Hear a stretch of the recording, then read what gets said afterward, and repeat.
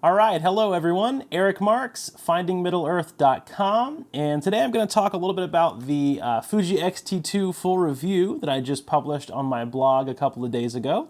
Which, by the way, if you want to skip this video and kind of jump right into the blog, just visit FindingMiddleEarth.com/Fuji X-T2 review. It's written out just like that. I'll go ahead and throw the link up on the screen as well, and put the link in the description. So that is going to be the full detailed review on the blog. I'm just making this video because I want to let everyone in my YouTube community know about the blog post.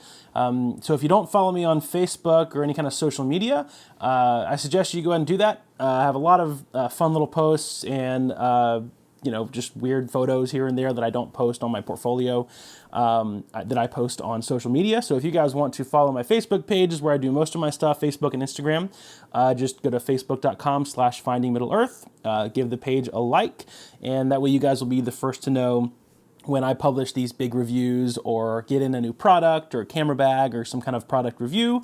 You guys will all be the first to know about it. So anyway, I'm making this video to let my YouTube community know about the review that I posted it, and also to talk a little bit about that on video if you don't want to go through and read the whole thing. So since I posted it in 2 days, it was 2 days ago, it's just gotten an amazing amount of views and feedback. So to all of you out there that have read it already and left comments and everything, thank you guys so much. It's been shared on like 10 different photography forums. Fuji Rumors picked it up, FujiXPassion.com, Flipboard.com, all these different photography places and tech forums have just shared the heck out of this thing. So thank you all so much for that. It's overwhelming, all the responses that I've gotten. It's gotten a couple of 100,000 views just directly back to my site, not to mention the all the shared sites and everything. So it blows me away. So thank you all for that. But to get into the review, I like to just be super honest and upfront about everything.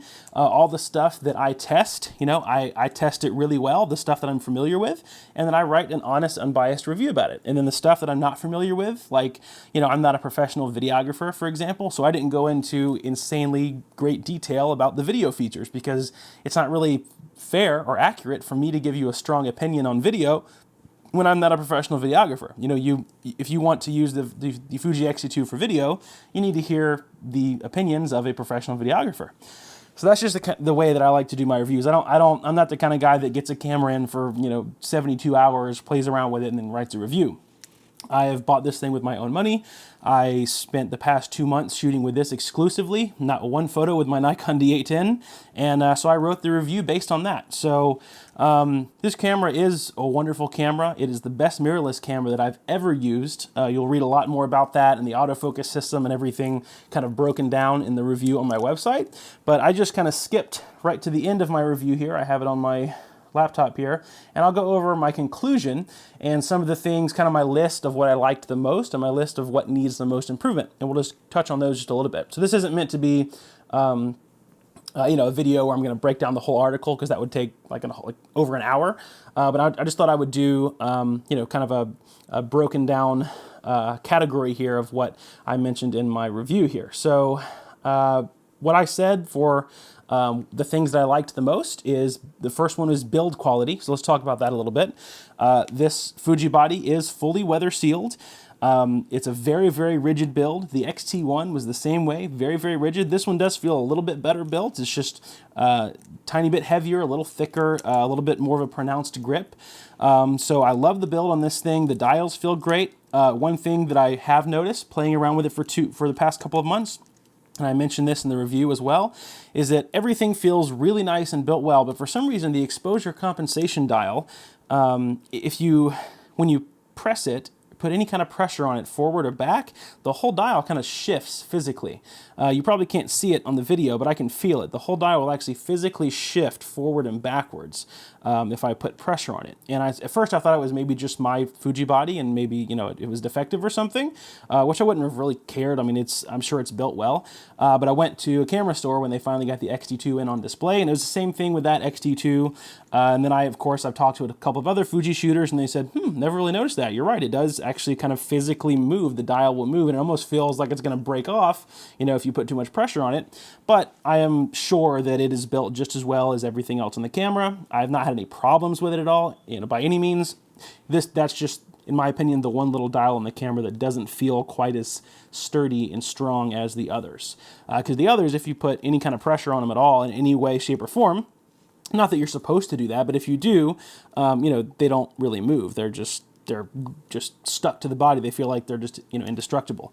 So that was the only thing that I found that was just, you know, a little weird about the camera, but it doesn't do anything. It doesn't stop me from taking better photos, so it's not really a complaint. I just mentioned it because, again, it's an honest review. The display for the camera is also very rigid. Most of the mirrorless camera displays, when you pull them out, you know, and you do all these the articulating movements, it feels like it's gonna like snap off. Like a lot of the Sony camera displays, they feel like you could just like blow on them and it will just fall off the camera. But this one is actually really, I like how it's kind of tight. Like there's a lot of resistance there when you pull it out, and I like that because it makes it feel that much more sturdy. So the display is actually feels very well. I do like the little groove here for your thumb on the back. That's actually pretty nice. As far as the camera for, you know, handling and ergonomics and stuff, which kind of wraps into the build quality, kind of. There's no place for my pinky, really. You know, I have to kind of grip it a little weird. So I do recommend the battery grip for everybody. That's kind of a must for me if I'm going to be shooting it for a long time, like at an event or something like that, or even hand holding it a lot, you know, for a whole day. It's really comfortable with the battery grip both ways, for vertical and horizontal. Because your pinky just has a perfect spot and it's just much more comfortable. But I have big hands. If you have smaller hands, that's probably not an issue for you. So yeah, I mean, as far as build quality, it's great. The buttons are great, the dials feel great, everything is nice. Even the joystick, which is really tiny, is not flimsy at all. It's very, very strong and feels very sturdy. So build quality was one of the things I liked about it the most. The next like about it was snappy autofocus in good and bad light. And that kind of speaks for itself. It just has very, very good autofocus in, you know, dark rooms, in wedding receptions, any kind of lower light, tungsten lighting, even indoors in my house in here. It's very, very snappy when I take pictures of my daughter and stuff. Yeah, very impressive autofocus. It's the best mirrorless camera autofocus I have used to date, and I've used a lot of mirrorless cameras. I've used the Sony a7R II, the Sony a6300. I haven't used the 6500 yet because I've just given up on Sony. They're dead to me pretty much. So I know that was kind of harsh, but they're not. They're just not doing things right on a physical and body aspect. They're worrying way too much about their confusing software and menus, and they're not really doing too much in terms of listening to photographers. So the autofocus here is just wicked fast on the X-T2. The next point I have is the autofocus tracking accuracy after you tweak the settings. So that's something I want to talk about. So this is also the best tracking mirrorless camera that I've used, okay? But that's after tweaking the settings. So if you go into the AFC custom settings menu where you can choose, you know, how you want the autofocus to detect subjects, whether you want it to ignore obstacles or if you want it to, you know, track very sporadic moving subjects. There's a lot of things that'll actually tell you. There's a breakdown in the menu of how it will basically track the subject.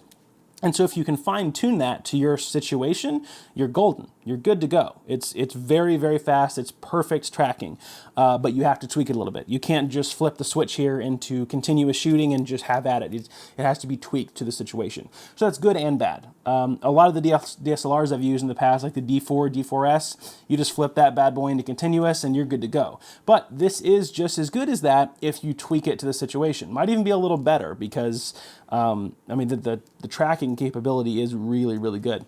And by the way, throughout this video, I'll just kind of randomly throw up photos so you can see what I'm talking about. And yeah, and also I have a lot of photo examples on the blog post. So yeah, the focus tracking is great if you tweak it. The next thing I have on the list of what I liked the most is sharpness and image quality, which again, we don't have to spend much time on that. You guys know now from watching my channel that the sharpness out of this camera body, the image quality from an APS-C 24 megapixel sensor is just magic. I don't know what kind of wizardry Fuji does on the X-Trans sensor, but it is different than any other sensor that I've used. It's something with the way this camera records light, the way it renders colors, the way it just bundles everything into this beautifully sharp file. I'll tell you a quick little story. I took this camera to Disney World instead of my Nikon camera, which I normally always take my Nikon D810 or my D800s in the past to Disney. And this year we had we took our daughter for the first time, and she's 11 months old. And so a lot of the times when I take photos of my daughter, my wife will come back on the computer. She's familiar with Lightroom, so she'll go through my Lightroom library and she'll 5-star them, and she'll zoom in and figure out which ones she wants to keep. And with this past trip, when we got back, I put all the Fuji RAW files in Lightroom, and she was zooming in on these things, and she said, I said, what do you think about the files? And I didn't really allude to the fact that it was with a different camera, because she doesn't really pay attention to that as much. She doesn't really care which camera I shoot with. She just cares about the photos, as she should. So she said, yeah, I have a little bit of a problem. And I said, I was thinking, uh-oh, great. What's wrong with the Fuji files? She said, they're too sharp. I went, what do you mean? She said, it shows too many imperfections, on my face, and all the like tiny little fuzz pieces on my shirt, all the little fuzz and all the little like pieces of lint and stuff, and dust here and there. And I was like, oh, that's a good problem to have. So I went, I looked what she was doing, and she was zooming in at a 2:1 magnification in Lightroom. And it was tack sharp on these images. 200% view, it's still amazing image quality. So image quality and sharpness, it's just unrivaled in the APS-C world. This is just the ruler. Next thing I have is clean details and color accuracy at higher ISOs. So let's talk about that for a minute. So most cameras, when you get to the 10,000, 12,800 ISO, some of the modern high-end DSLRs will hold up together at that ISO value, but the color will start to really fall apart. The color noise will creep into the shadows. The white balance will go just all kinds of funky. In this thing, just the white balance and the color is still like dead accurate, even at 12,800 ISO. Which, by the way, I did an ISO comparison between the X-T2 and my Nikon D810. So if you do want to see that video, I'll put that in the description as well. It's also linked in the blog. And if you notice, I also let you download the RAW files for that video, by the way, so you can see for yourself. But if you look at the files side by side, the 12,800 ISO file from the X-T2 not only has more detail and it's a little sharper, but the color is just as good as it would be as if I were shooting at ISO 200. So the color on this camera, even at the high ISO values, is just beautiful. There's like no color noise. There is noise, but it's very fine grain. It looks like just a beautiful film camera kind of grain with a lot of detail still in it. It doesn't get all muddy and red, green color noise start to creep in there. So color accuracy and details at high ISOs is a big pro to this camera. The next thing I have on a pro list is manual dials. Again, don't really have to spend too much time on that. I just love having all the settings at my fingertip. I mean, it's as simple as that. I love the locking mechanisms too, where you can press the button in and lock your settings so that you don't accidentally bump it, getting it out of the camera bag or whatever. So I love that you can do that to the shutter and ISO dials. I just love being able to, basically, for me, it's a huge thing if I have the camera to my eye and I don't have to take my camera out of the viewfinder to find a setting. I love being able to have it in my eye right here, and I can find everything and just go one-handed with all these dials, left and right. So I can do that with this camera. Especially now with the joystick, it's super easy to do focus points too. So I pretty much have my focus points here, and then I can go ISO, exposure comp, shutter speed, all that stuff from just at my fingertips. So manual dials is a big one. The last thing on the what I liked the most list is the EVF. I'm very, very picky with EVFs. I typically hate them. On the X-T2, I think I described it in the blog post here as like a HD TV for my right eye. It's just a big screen TV, super high resolution. And I even said, I think that since you have the EVF like half an inch above the LCD, there's almost no point to use the LCD for me anymore, because this is 2.36 million dots, I think. Don't quote me on that. 2.36 million. I think this one is just like 1.04 million. And so this is, almost a million dots resolution, or it's more than a million dots resolution higher. And you have it right there. So why not use this crazy high-res screen for your image preview and your focus, and to get a kind of chimp off of the sensor and see what your depth of field is going to look like and all that. It's just a beautiful EVF. It really is. There's no lag. It looks great in low light. It's just beautiful. And that's it. So that's it for like the list of what I liked. And then I have a list of what needs the most improvement on the X-T2. The first one I touched on that one is the continuous autofocus tracking in default AFC mode, right? We already talked about that before. If you just flip it to the C mode, it's not very versatile. It's pretty inconsistent unless you tweak the settings. So I would like to see a more consistent, just general tracking mode instead of having to fine tune for the specific situation. Now, I'm not complaining about having to do that, but I think that needs improvement because it shouldn't be amazing when you tweak the settings and then be highly inconsistent on default, right? I'd be okay with it being good, just good in default mode, but it's not very good. It can be a little inconsistent. I've had a lot of missed shots just flipping it into C without changing the settings. But once I tweak the settings, my hit rate is unbelievable. I get almost every single shot in focus. So it's kind of a double-edged sword thing. It's a really good focus tracking system, and you kind of don't want the Fuji engineers to touch anything. You're kind of like leave it alone. It's really good, but at the same time, the default mode could use some work. So the second thing I mentioned is the dynamic range shadow recovery could use some improvement. So it's weird. It's really weird for me because I'm a Nikon shooter, and so I'm used to having the dynamic range kind of act like this. Highlights can be recovered good, not amazing, but good, and then shadows, you can dig the shadows out of the raw file all the way till the cows come home. I mean, those shadows will never stop coming on the Nikon cameras. On this camera, the shadows get pretty muddy and gross if you're not in good light. If you're in, like golden hour, blue hour, the ambient light starting to drop, digging the shadows out of the Fuji raw files, it's a little, you have some trouble there. It's not that it's really bad. It starts to look like a Canon Rebel at 12,800 ISO, basically. It just starts to look really muddy and very, very noisy, almost no detail. It all just kind of mushes everything together.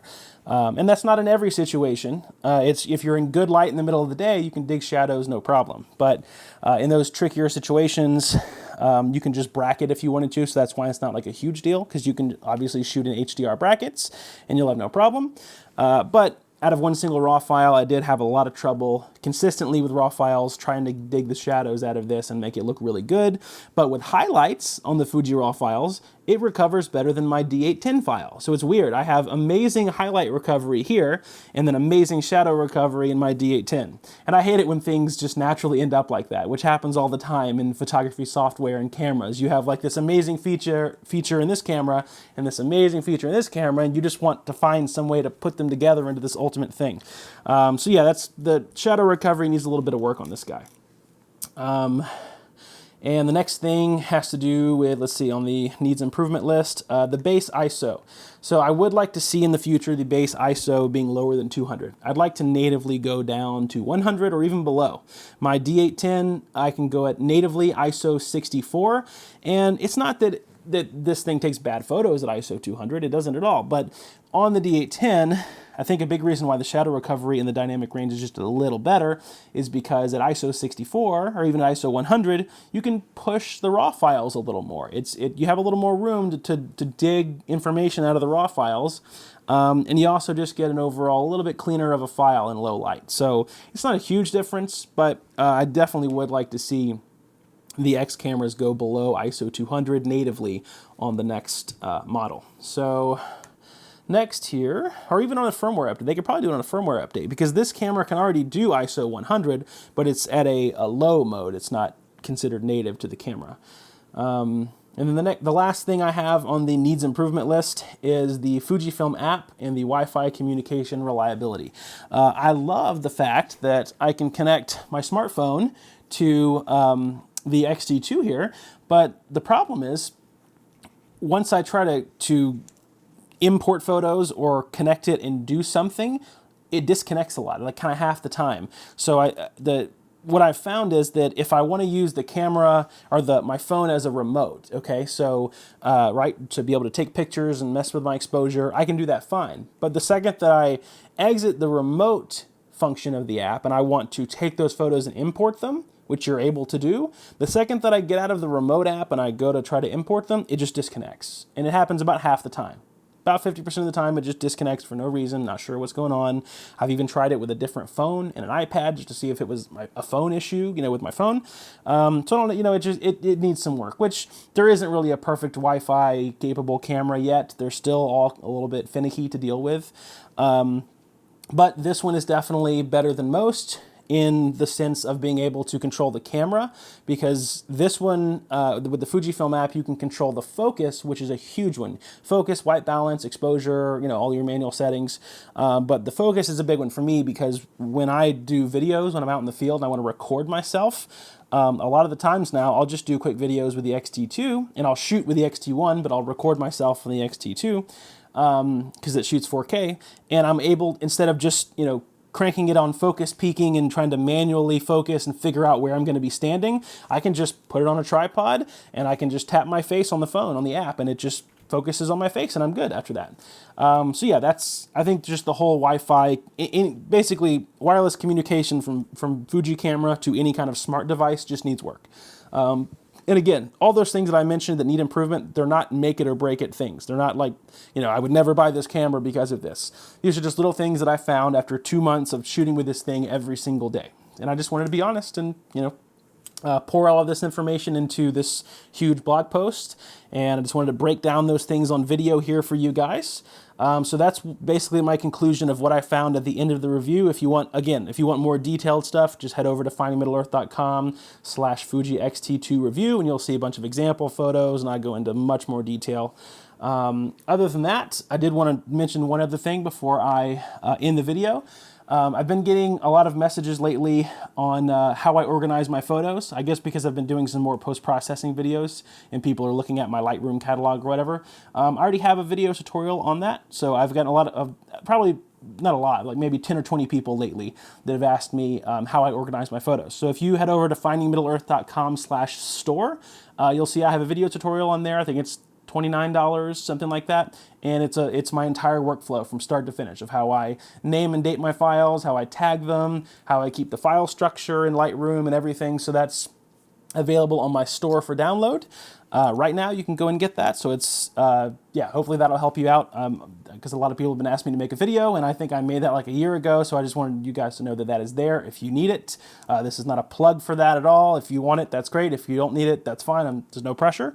And yeah, that's it. So if you guys have any questions or want to add anything else that maybe you found with the Fuji cameras, let me know in the comments and we'll have a fun conversation about it. So as always, thank you guys so much for watching my videos, and I'll see you in the next one. If you would like to stay up to date on all of my latest photography videos and adventures, click the big subscribe button below. And if you would like to find out more about me and how to become a great photographer, visit my website at findingmiddleearth.com.